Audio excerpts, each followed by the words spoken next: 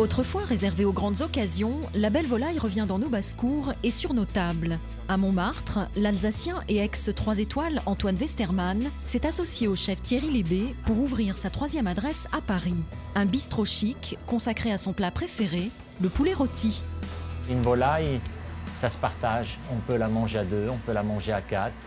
L'aile n'est pas du tout la même texture que le blanc ou que la cuisse ou que le foie. Et c'est pas que le poulet rôti, mais autour de ce poulet, eh bien, il y a toute la création du chef qui peut rentrer en scène. Mais ici, avant de passer à la broche, le poulet doit subir une épreuve.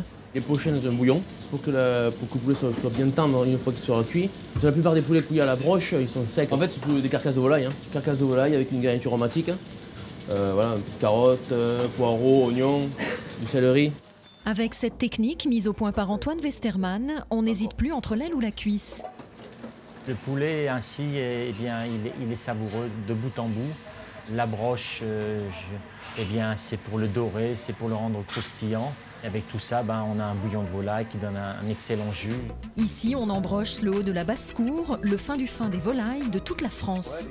Ça sera aussi un peu la vitrine de ceux qui viendront et qui me déposeront en poulet en disant allez-y, goûtez-le. Si d'autres oiseaux de basse-cour pourraient bien prendre leur envol dans ce bistrot, il existe aujourd'hui en tout 43 races en France. Une diversité retrouvée que l'on doit à la Fédération française de volaille. Malheureusement, à la Seconde Guerre mondiale, ces races ont été peu à peu abandonnées à cause de l'exode rural et l'arrivée de souches plus productives.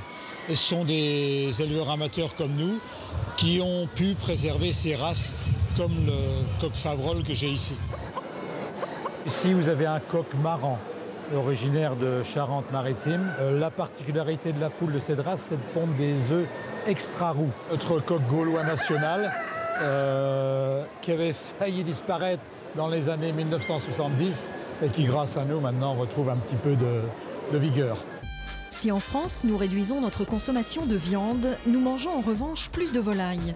Label rouge, bio, fermier, logo bleu-blanc-rouge, aujourd'hui on est sûr de trouver facilement des poulets de qualité. Certaines de nos races ont été reprises par les professionnels pour être élevées de nouveau de façon économique. Si on avait été là pour les conserver, ces professionnels n'auraient pas pu les remettre dans le circuit. À Houdan, dans le département des Yvelines, le chef Sylvain Vandenamel possède une quinzaine de gallinacés. Elles sont là pour expliquer à tous mes clients ce qu'est la volaille de Houdan, ce que ça représente, son historique. Et je suis le fervent défenseur de cette variété de volaille. Celle qui avait obtenu le titre de poule française par excellence en 1863 était la plus consommée à la fin du 19e siècle.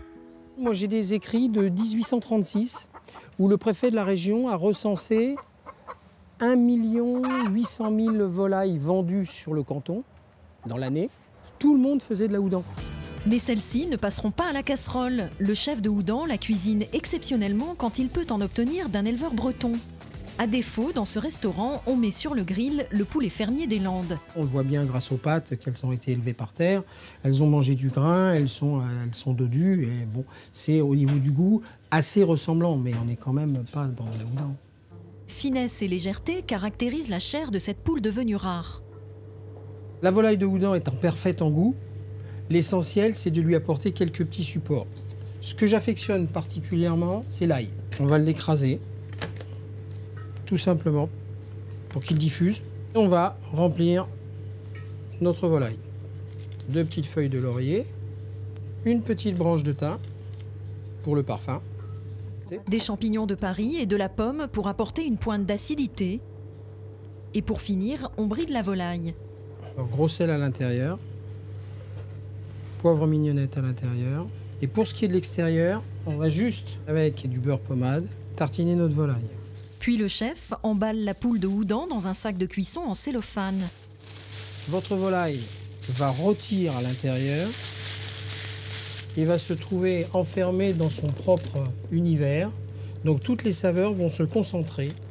La volaille va cuire pendant environ 1 heure à 160 degrés. Moi, ça, c'est ce que je préfère, la peau. Inimitable.